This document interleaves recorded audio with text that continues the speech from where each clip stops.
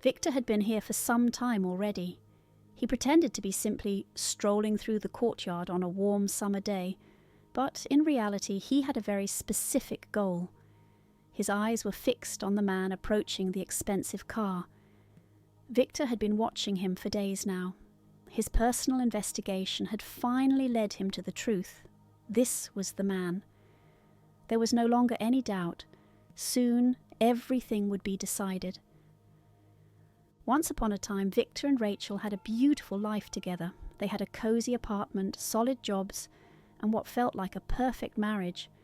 They understood each other without words. The only thing missing was a child. After 10 long years of trying, they still hadn't been able to conceive, but they never gave up hope. Victor remembered that day in painful detail. He was buried in work from early morning, eyes glued to the screen. Rachel, as always, woke a little later and rushed to get ready. Then she suddenly burst out of the bathroom, beaming with joy, a toothbrush still in her mouth. She kissed his cheek and ran back in. Victor barely had time to ask what was going on before she slipped on her favourite dress and said she had a surprise for him, one she'd tell him about at dinner. She asked him to book a table at their favourite restaurant. Victor assumed he must have forgotten a special date. He did as she asked and made the reservation. He even bought her flowers. As he waited at the restaurant, he was nervous, like it was their first date, but she never came. Her phone rang and rang, then a message. That calmed him, until more time passed. Finally, a call came through, a stranger's voice, and the news that shattered his life. Rachel had been hit by a car. Victor now knew who had taken everything from him. And now that man, Daniel, sat bound in the passenger seat of Victor's car. Daniel still believed this was a kidnapping for ransom.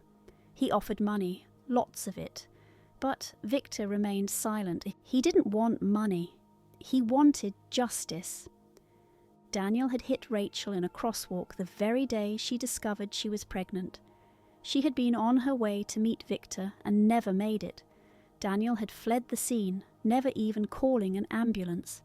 Victor had fought to live after that, but his soul was gone. All he had left was the need to make things right. Daniel had pulled strings and paid off the right people. There were no witnesses, no evidence. The case was closed. Victor was crushed. His wife's killer would never face a courtroom, so Victor had chosen a different kind of justice. He spoke softly now to Daniel, explaining everything. He had tried every channel, gone to every authority. No one would listen. Even Rachel's grave offered no peace until one strange day.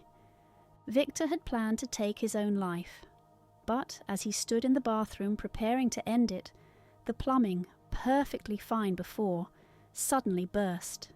Fixing it delayed him, and there, written in the fog on the mirror, was a message. He wasn't alone. Victor remembered a dream, or was it a vision? He had fallen asleep at Rachel's grave. In the dream he saw her again. She told him it wasn't his time. She promised she would help him find the man who had taken everything. When he woke up, there was a piece of paper in his pocket, Rachel's handwriting. That's how he knew it hadn't been just a dream. Now, as exhaust fumes filled the car, Victor looked over at Daniel.